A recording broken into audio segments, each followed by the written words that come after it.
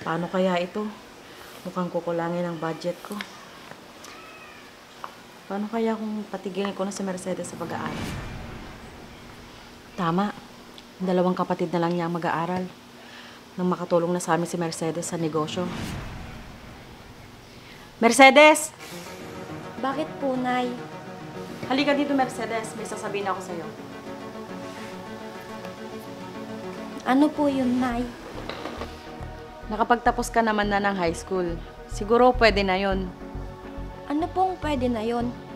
Ano pong ibig niyo sabihin? Ang ibig kong sabihin, hindi ka na mag-aaral ng kolehiyo. Ano, Nay? Bakit naman po? May pangarap din po ako. Gusto ko pong mag-aral.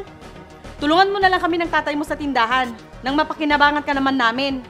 Sayang lang yung perang gagamitin namin ng tatay mo sa'yo. Dahil alam naman namin hindi ka makakapasa. Hayaan mo na lang yung dalawang kapatid mo ang mag-aral. Sige po, Nay, kung yan yung gusto niyo.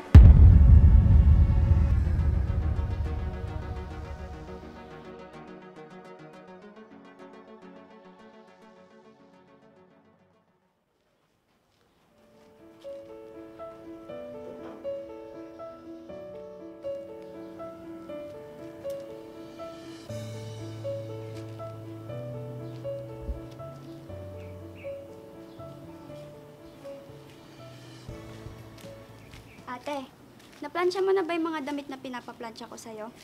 Naku, Ira, hindi ko pa na-plansya. Marami pa kasi akong ginagawa. Ate naman, di ba kahapon ko pa sinabi sa'yo yon? Gagamitin ko ngayon yon. Sige, sandali lang, plaplansyahin ko na. Bilisan mo ate, malilate na ako.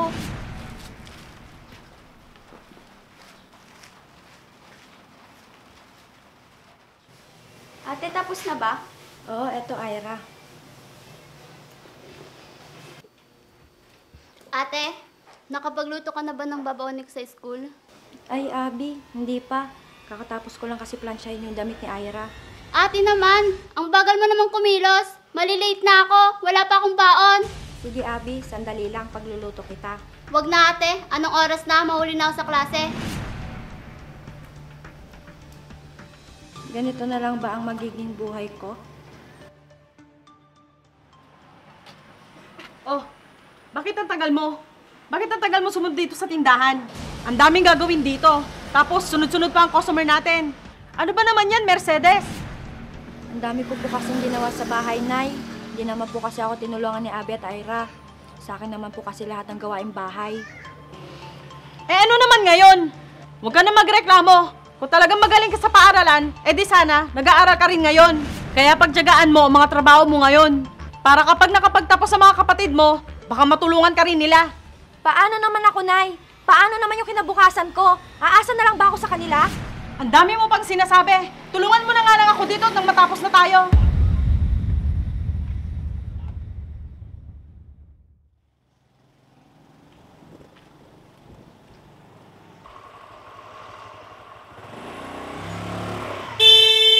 Ay, ano ba yan?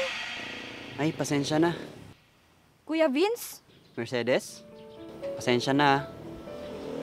Hi, ikaw naman pala, kuya. Sorry din, hindi kita napansin.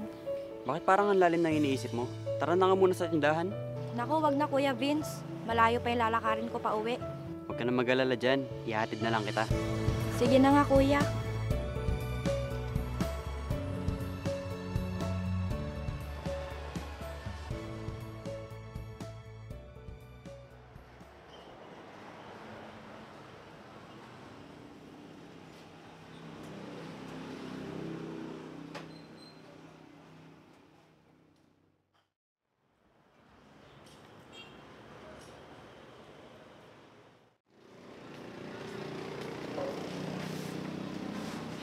Salamat sa inumin, kuya.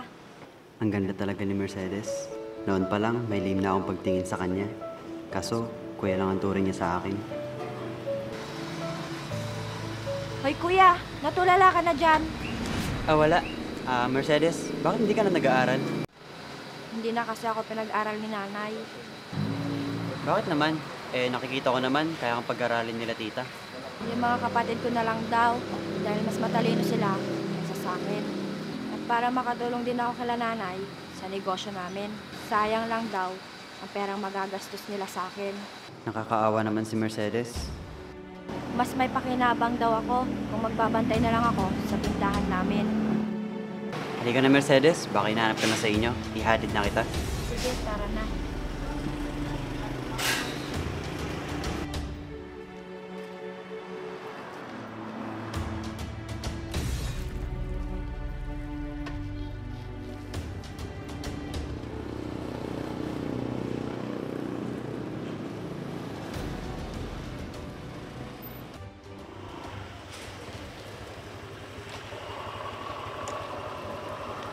Kuya, salamat. Wala yun. Sige Mercedes, mauna na ako. Sige kuya, ingat ka. Mercedes, Ano yan kuya? pwede ba kitang dalawin sa susunod? Bakit naman kuya? Basta, sige Mercedes, mauna na ako.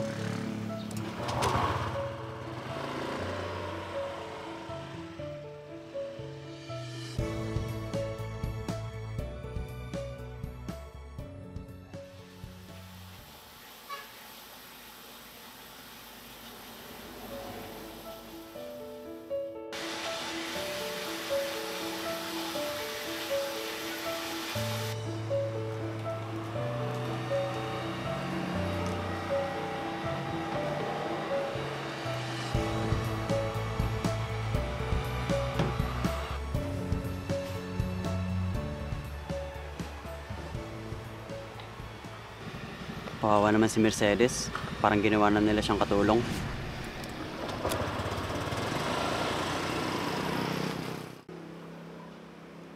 Oh, Mercedes. Tapos mo na ba lahat? Opo, Nay. Tapos na po. Sige, mauna ka nang umuwi at marami ka pang labahin. Sige po, Nay.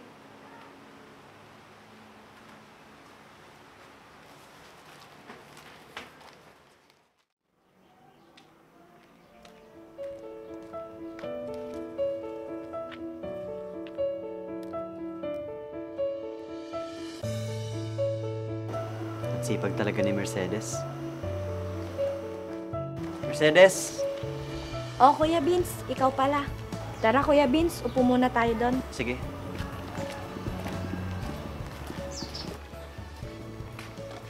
Bakit ka pala naparito, Kuya Vince? Ano ka ba Mercedes? Huwag mo na akong tawagin kuya. Vince na lang. Sige. Ba't ka pala nandito? Naalala mo ba yung sinabi ko sa'yo nung nakaraan na dadalawin kita? Mercedes, gusto sana kita ligawan. Pero... Nakikita ko ang kalagayan mo dito. Gusto kong baguhin ang kapalaran mo. Dahil noon pa lang, gusto na kita. Kaso, kuya ang tingin mo sa akin. Sana mabago yan.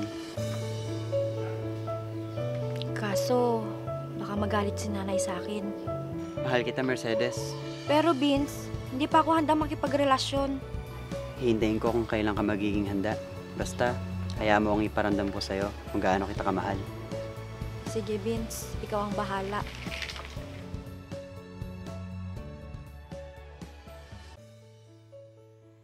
Mahal, total, isang taon na tayo magkasintahan. Gusto ko sana magsama na tayo. Pero, paano sila nanay? Mahal, pangako, bibigyan kita ng magandang buhay. Sige mahal, susubukan ko kausapin sila nanay. Sige mahal, salamat. Mahal na mahal kita. Mahal na mahal din kita.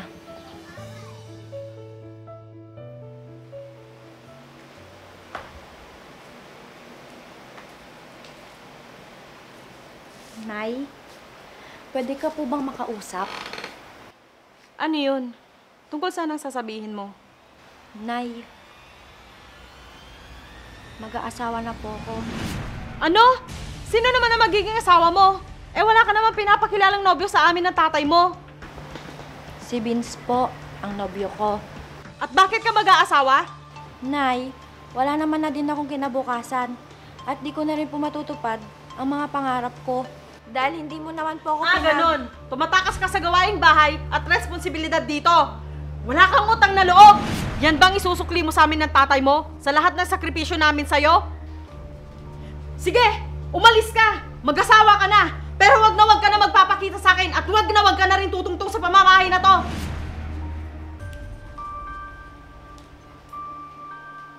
Tama ba ang naging desisyon ko? Sana hindi ako magkamali.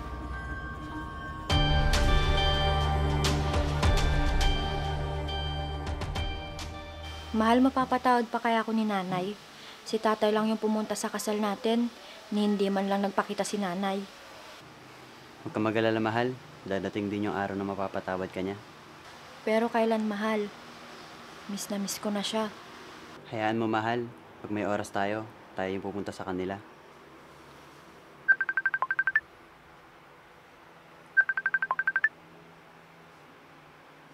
O tay, napatawag po kayo.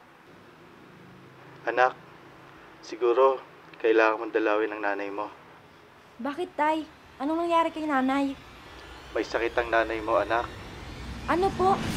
Pero paano kung galit pa rin siya sa akin, tay? Sa tingin ko, hindi na siya galit sa'yo. At lagi kanya tinatanong sa akin. Madalas din, nakikita ko siyang malalim ang iniisip. Sige tay, bukas na bukas din, bibisitahin po namin si nanay. Mahal, kailangan na natin puntahan si nanay. Sige, mahal. Bukas na bukas, pupuntahan natin siya.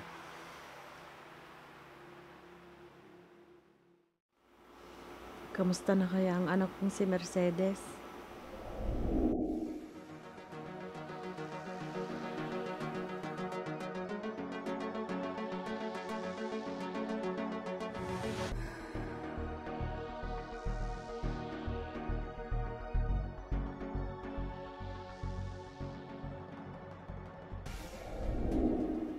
Ang laki ng kasalanan ko sa anak ko. Sana mapatawad niya ako. Hindi ako naging mabuting ina sa kanya. Hinusgahan ko ang kakayahan niya at hindi man lang binigyan ng pagkakataon upang matupad ang mga pangarap niya.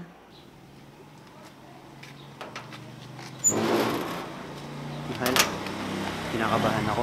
Baka hindi pa rin ako tanggap ng nanay mo. 1 taon na din yung nakakalipas. Siguro naman, tanggap niya na yung relasyon natin. Tara na mahal, puntahan na natin si nanay. Sige, mahal.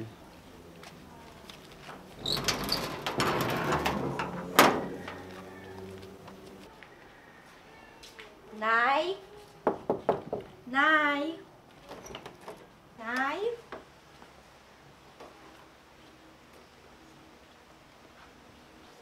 Nay? Nay? Anak,